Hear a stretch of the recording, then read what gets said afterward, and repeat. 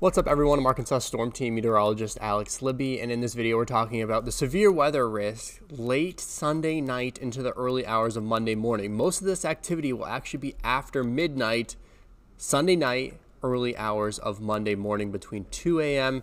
and about 5 a.m. Let's talk about the risk. So we do have a level 3 risk. It's mainly in Missouri, but it does include a couple counties in far northern Arkansas.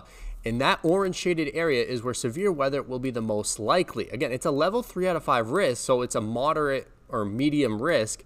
But with this event, it's where the severe weather will be most likely. The further south you go, the lower the risk. And here in Little Rock, we're just hardly in that level 1 risk. So severe weather really not expected here in Little Rock, although we should be just a little bit of aware of it since we are under that level 1 risk. You have to get up towards Heber Springs to get to that level 2 risk.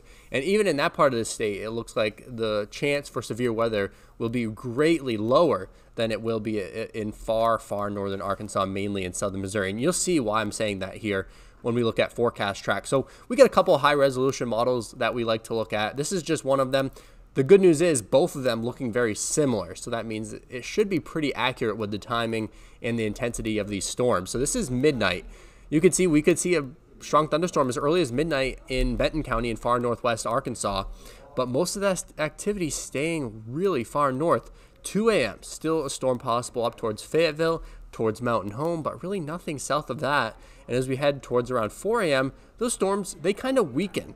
But something to note here, all those storms that I've showed you have been going over the same locations, and that's going to lead to a flooding risk. So not only do we have the severe weather risk, there is a flooding risk, mainly in southern Missouri and those far northern counties of Arkansas. By 6 a.m., the storms are really weak at this point, and they're still north of central Arkansas. That's why I'm saying the majority of this risk is really only in those far northern counties.